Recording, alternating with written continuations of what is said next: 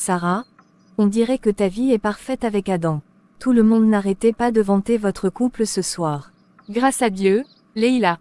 Adam est un homme merveilleux, je suis chanceuse de l'avoir. Chanceux. Ou bien tu sais toujours comment t'approprier tout ce qu'il y a de beau. Que veux-tu dire? Est-ce qu'il y a quelque chose qui te dérange? Tu as toujours été la meilleure en tout. La favorite de la famille, la plus brillante à l'école, et maintenant tu as le mari parfait. Parfois, j'ai l'impression d'être juste ton ombre. Leïla, nous sommes jumelles. Ce qui te fait mal me fait mal aussi. Si tu te sens jaloux, on peut en parler. Parler ne changera rien. Je veux ce que tu as, Sarah, et je le mérite. Leïla commence à élaborer un plan pour séduire Adam, croyant qu'elle trouvera satisfaction en détruisant le mariage de sa sœur. Leïla envoie des messages anonymes à Adam à partir d'un numéro inconnu et essaie de se montrer sous son meilleur jour lors des événements familiaux. Sarah, il y a quelque chose de bizarre. Je reçois des messages étranges, comme si quelqu'un essayait de semer la zizanie entre nous. Qui pourrait faire une chose pareille?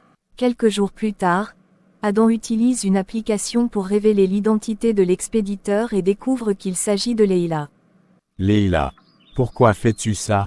Sais-tu combien tu as blessé Sarah avec ces agissements? Je voulais juste prouver que je mérite, moi aussi, amour et attention.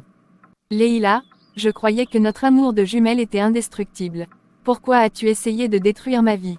Je suis désolée, la jalousie m'a aveuglée. Sarah pardonne à Leïla après un grand effort, mais elle lui fait comprendre que la confiance prendra du temps à se reconstruire. Leïla, nous sommes sœurs. Je ne laisserai pas la jalousie nous séparer, mais tu dois travailler sur toi-même et comprendre que le bonheur ne vient pas en détruisant celui des autres. Je te promets que je ferai de mon mieux pour devenir une meilleure personne. Les jours passent, et bien que Sarah ait pardonné à Leïla, la relation entre les deux sœurs reste tendue. Sarah décide de donner une chance à Leïla de regagner sa confiance, mais avec des limites claires.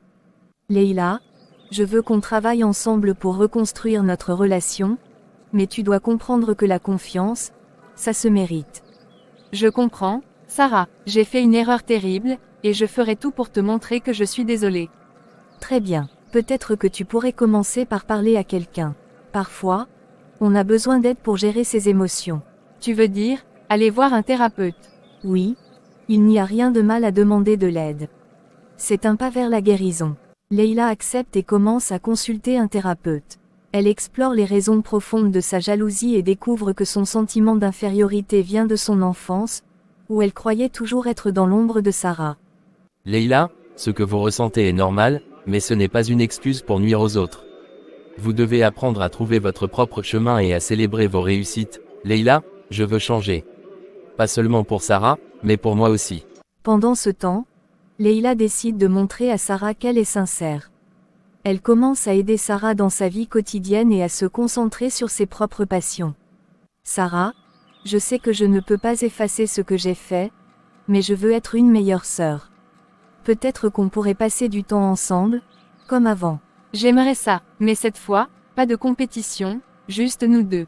Elles commencent à faire des activités ensemble, comme cuisiner, se promener et même regarder de vieux albums photos. Peu à peu, leur complicité revient. 1 an plus tard, Leïla a totalement transformé sa vie. Elle a trouvé un nouvel emploi qui lui apporte satisfaction, s'est inscrite à des cours de développement personnel, et sa relation avec Sarah est plus forte que jamais.